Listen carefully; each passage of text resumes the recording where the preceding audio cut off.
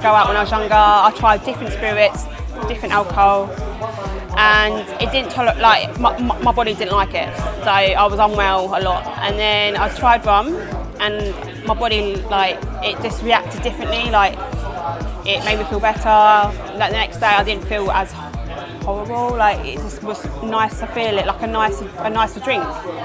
And I always felt chilled and happy, and didn't make me feel gross the next day, basically. And then, but a lot of my friends are Jamaican and from the Caribbean, and they always told me to get into rum. And then, and that's how it started, really. And then I started drinking rum, and then I started collecting the ones from the supermarket. As you do, you get because I've got a bit of an addicted personality, so I'll get obsessed. I start buying stuff, and obviously you start from the beginning, don't you? You try your Cardis, you try your Captain Morgans, and then you try all the ones that are in the supermarkets. And then my friend during COVID, because she used to come on mine all the time, be like, you got all these bottles. I think it's just because I used to say to her, you should try this. It tastes like this.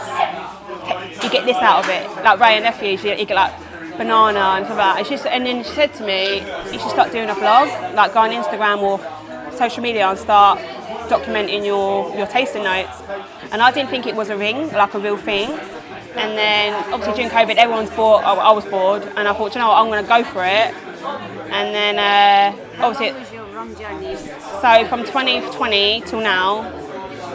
So this is 5 years, I guess. 5 years, yeah. So I'm still early stages, but I do think since then I have met so many people, and even though I'm shy, I've put myself in situations where I have to talk to people. If I want to know the knowledge, get to know people, networking, I put myself in them spaces to meet people, to learn more about rum, how diverse it is, different distilleries, different countries it's from, processes. And even to this day, I'm still early. I don't know everything. Even now, I forget stuff. I have to write stuff down. So from COVID, I just started all the bottles I had already. I used to just do all the tasting notes and then blog it, and then from then I obviously did my research. You go to tasting events, and then you obviously find a vast range of rums that are more popular, premium rums. And then I was like, this is something that I want to get into. And in the beginning, I didn't think anyone would like my stuff, my content, or that they'd see me as a serious rum influencer or rum collector. But as the journey's going, people are showing more respect for me and taking me a bit more seriously.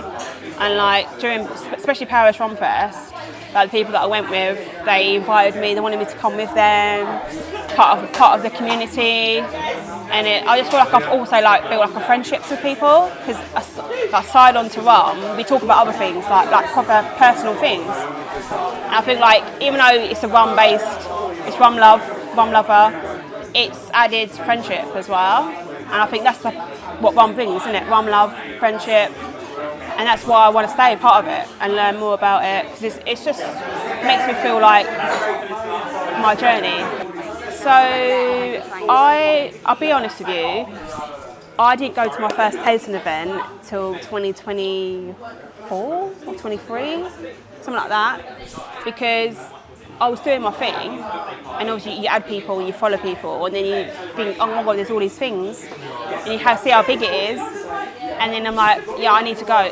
UK Rum Fest was my first ever Rum Fest, ever. And I was like, I couldn't believe how big it was. And obviously you get a bit overwhelmed, it's your first Rum Fest. That was in 2023. And then, What did you get out of attending it? Why was it I just felt like some people recognise your face, and people it's like you got a different personality, a different. You go to these things, people respect you. It's a different person, isn't it? You're not Charlotte, you're the rum lover. Yeah. It's also networking, meeting new people, tasting new brands. It was a bit overwhelming. I found it really fun as well. The vibes are there. Everyone's there for a good time. It's just rum love, isn't it? And yeah, so I've also been invited to be a rum judge once. I was probably the only one in the room that's like innocent, like didn't know what I was doing, but I was there, I was taking part, and I felt like I was taken seriously as well. I was welcome, and from that moment, obviously, I've tried to go to as many tasting events as I can, but obviously it can be expensive because I live in Hertfordshire, so yeah, so I have to be selective. But my goal is I want to try and do every single rum show in the world, like rum event, rum fest. But it's money and timing and balancing how to get that, to book it at the right time, and obviously meeting the right people and getting my name known really.